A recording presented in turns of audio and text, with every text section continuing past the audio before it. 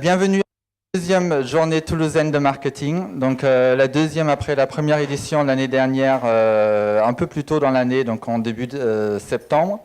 Donc cette année, on a décidé de refaire les mêmes bêtises, donc de vous convier à nouveau à l'IAE Toulouse, qui du coup ne s'appelle plus IAE Toulouse. On a changé de marque, donc c'est désormais la Toulouse School of Management. Ce qui n'a pas changé, c'est les bancs dans cet amphi. Donc, vous me dites à la fin de la journée si le retour sur les bancs de l'université vous font du bien encore ou si ça a changé entre-temps. Donc, bienvenue. Le sujet cette année, c'est réparer le marketing vers de nouvelles valeurs pour un marketing positif. Donc, je suis très content, très heureux de vous accueillir et accueillir également l'ensemble de nos différents intervenants qui vont discuter aujourd'hui l'ensemble de ces thèmes. Avant de vous faire une petite intro, je tiens quand même à remercier nos trois partenaires qui sont l'ADTM et qui sont très bien représentés en plus. Donc l'ADTM, il y a Jean-Paul Crène, entre autres, donc, qui nous a vraiment accueillis et vraiment accompagnés tout au long de ce processus. Donc très heureux de vous accueillir et merci encore pour votre soutien dans cet événement. Il y a Gilles Ngoala qui représente un cher collègue de Montpellier qui est premier vice-président de l'AFM maintenant, donc l'Association française du marketing, qui est là également, donc merci d'être là. Et pour le CMIT, il y a Michel Marié qui est président du club des directeurs marketing dans l'IT, donc merci aussi d'être là. Donc nos trois partenaires sont très très bien présentés, donc je suis très content de vous accueillir. Bon, j'ai déjà dit, on est à l'IAE, devenu TSM depuis la semaine dernière, donc c'est très récent. Pour faire un petit peu une petite introduction par rapport à pourquoi on a eu cette idée de ce thème.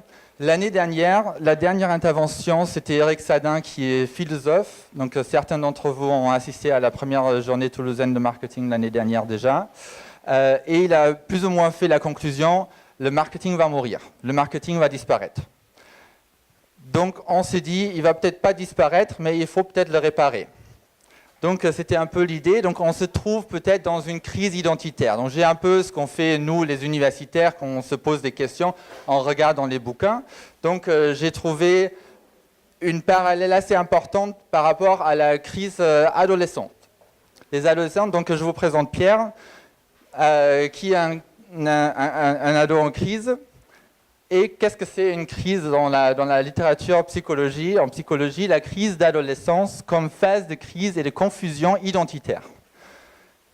Pourquoi nous, le marketing, on se trouve peut-être dans cette crise identitaire aujourd'hui? La crise identitaire est ainsi le résultat d'une prise de conscience du conflit potentiel entre le concept de soi, comment nous, le marketeur, le marketing, on se comprend, on se voit, et de l'autre côté, le concept ou l'image qui nous est reflétée par d'autres personnes, par l'environnement. Okay. Pour développer très rapidement comment nous, le marketing, nous, on se comprend, je pense qu'on a quand même une idée assez noble, c'est Eric Sadin qui le disait l'année dernière aussi, assez noble de notre discipline. On veut aider le consommateur. Et si en même temps on peut aider l'entreprise, tant mieux. Mais il y a quand même cette idée assez noble. On est souvent entre le promise making et le promise keeping. On fait des promesses auprès de nos clients et ensuite il faut les tenir. Et pour prendre la définition de l'un de nos partenaires de l'AFM, il y a aussi cette définition un peu plus longue, je ne vais pas la lire peut-être directement, mais qui souligne également l'importance de créer de la valeur pour l'ensemble des parties prenantes. Okay. Donc c'est un regard comment nous on se voit aujourd'hui en marketing. Quelle est l'image qui nous est reflétée ensuite par différentes parties prenantes dans la société, d'abord en entreprise. Un premier constat, il y a un article très intéressant qui est sorti dans le dernier numéro de la Harvard Business Review qui dit « Les décisions du marketing sont souvent réduites aux activités plus opérationnelles, communication et commercialisation 40%, et plus rarement aux activités plus stratégiques. Okay, donc en termes de prise de décision, marge de prise de décision, on est assez réduite aujourd'hui. Et le directeur marketing est également un poste à risque. Parmi l'ensemble des directeurs de l'entreprise, c'est le CMO, le Chief Marketing Officer, qui tient le moins longtemps. Parmi l'ensemble, le CFO tient beaucoup plus, par exemple. C'est problématique parce que c'est le marketing qui est tourné vers l'extérieur de l'entreprise.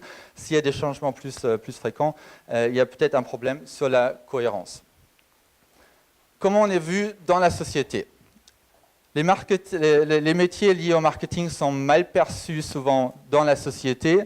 Voilà, les métiers liés au marketing, donc ce qu'on trouve dans le classement de la GfK de 2016, c'est les enquêteurs et analystes marketing qui sont à 24e sur 32 et 29e sur 32 pour les publicitaires. Donc l'image n'est pas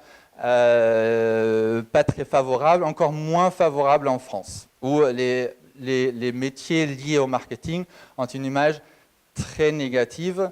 Par rapport aux publicitaires, il y a seulement les politiques qui ont une image encore moins favorable que nous, si on peut le dire. Et les métiers liés au marketing sont aussi souvent les moins perçus en étant les moins honnêtes et les moins éthiques. C'est un constat. Donc la société s'indigne du marketing. Les marketeurs ont perdu leur siège à la table du comité de direction. Le marketing fait face à une crise éthique et morale. Et encore, je n'en ai pas parlé, l'efficacité du marketing est en baisse. Le marketing est perçu comme étant intrusif et les consommateurs s'opposent aux efforts marketing. Sinon, tout va bien.